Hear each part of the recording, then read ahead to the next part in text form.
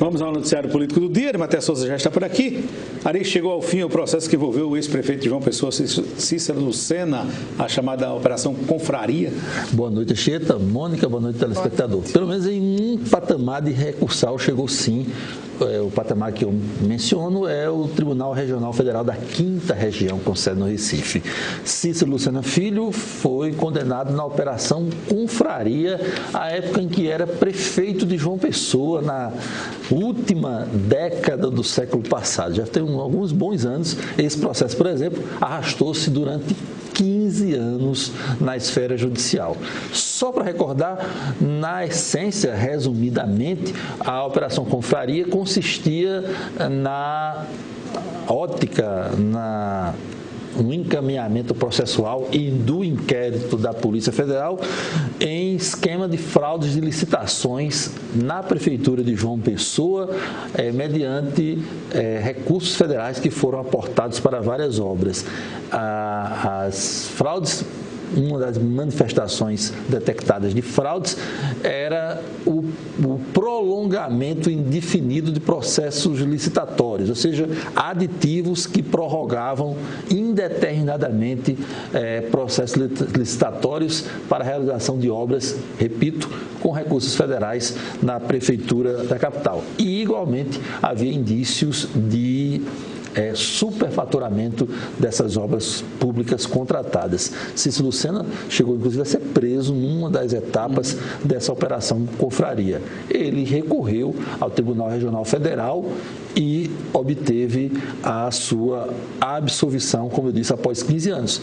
Eu disse numa das instâncias recursais há pouco, porque o Ministério Público Federal, que moveu essa ação, eventualmente pode recorrer do entendimento dos desembargadores federais ao Superior Tribunal de Justiça. E foi praticamente o fim da carreira política de Cícero Lucena a partir daquela história, né? Ele à época era senador e teve um desgaste inevitável perante o eleitorado do pessoense. Você tocou num aspecto, num viés que eu ia levantar agora. É que essa absolvição de Cícero Lucena recoloca o nome dele como uma alternativa para o processo eleitoral do próximo ano em João Pessoa.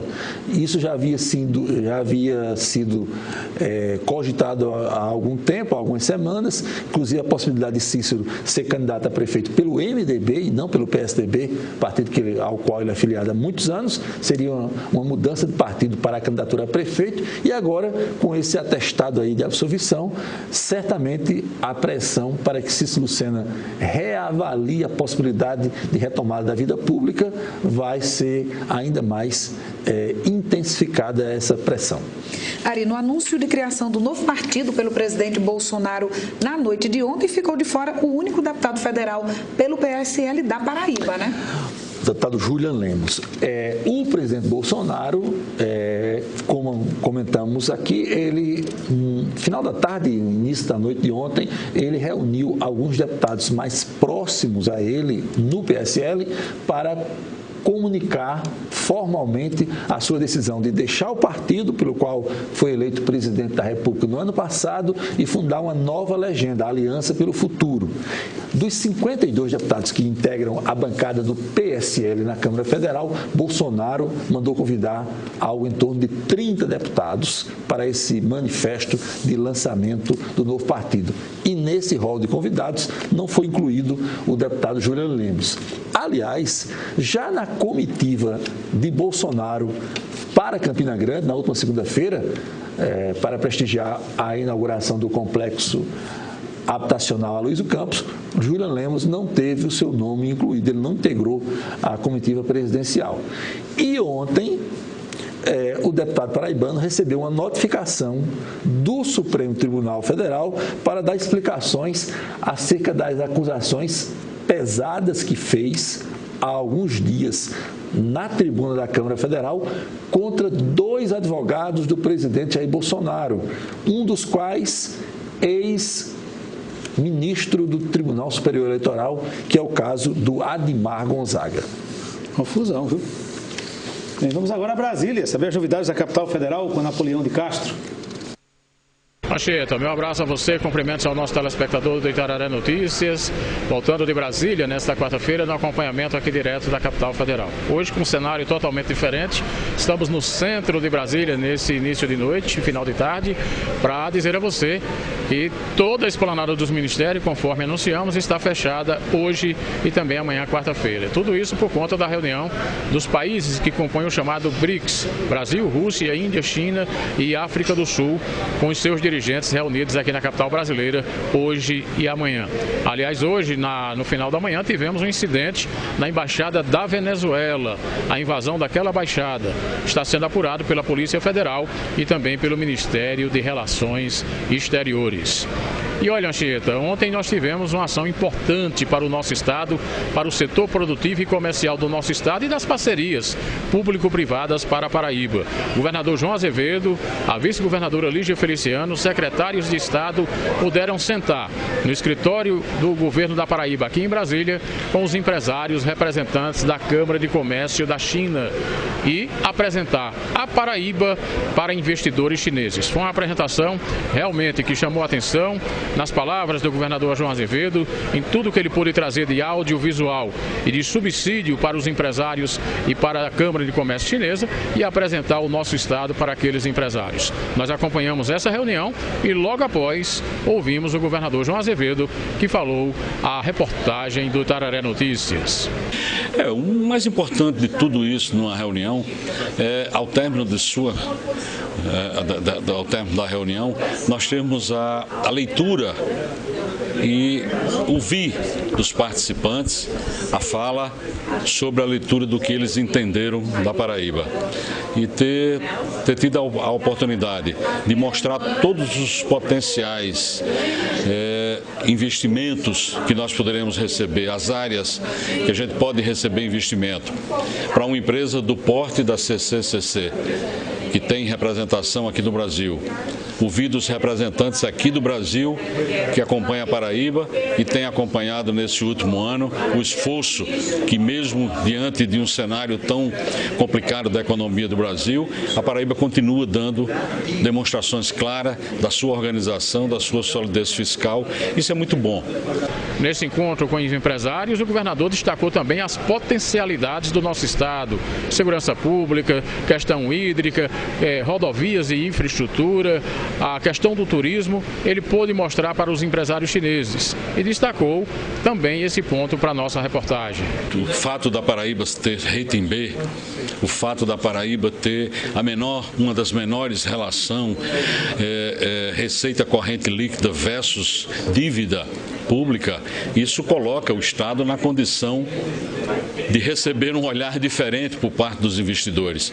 E é isso que nos tranquiliza, é esse esforço que nós estamos fazendo para manter a Paraíba nesse mesmo patamar e que a gente possa atrair cada vez mais empresas, indústrias e grandes investimentos para gerar emprego, que é o que nós precisamos fazer. Está aí o governador João Azevedo, que além desse encontro com empresários chineses, concedeu também, Anchieta, ontem aqui, uma entrevista exclusiva para a CCTV, a estatal TV chinesa, aqui no escritório de representação na capital federal. De Brasília, Napoleão de Castro, para o Itararé Notícias. O governador citou ali a palavra rating B. O que é isso? É uma sigla aí que quer dizer uma espécie de critérios e parâmetros que são avaliados pelo Tesouro Nacional para avaliar a capacidade e a saúde financeira dos estados, a capacidade que eles têm, eventualmente, de contrair empréstimos e de solvência. Aí é levado em consideração a questão da lei de responsabilidade fiscal, os gastos com o pessoal, a capacidade de endividamento, são variáveis econômicas que diz como é que está, grosso modo, a saúde financeira de um estado. Muito bem, respondido. Tem mais alguma informação? Vamos aos destaques aqui. O seguinte, só pegando a deixa aí desse encontro aí dos países, inclusive a China, o ministro Paulo Guedes da Economia disse que foi aberto o diálogo nesses encontros com os chineses para a criação de uma área de livre comércio entre o Brasil e a China. A China, que é um dos principais parceiros comerciais do Brasil, principalmente comprando produtos agrícolas do país, agropecuários do país.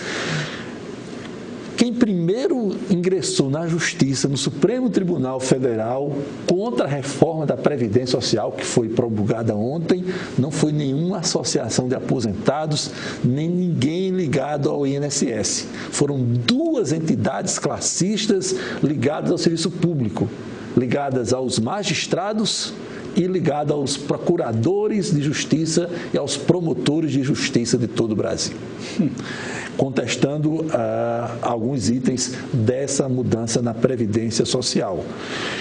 E hoje o IBGE divulgou que pela primeira vez nas estatísticas oficiais, o número de estudantes, de alunos pretos e pardos nas universidades públicas do Brasil superou a quantidade de alunos brancos. Segundo o IBGE, são 50,3% de todo o alunado da rede de universidades públicas do Brasil são pretos e pardos, que é um marco histórico aí para o país. Um dado importante.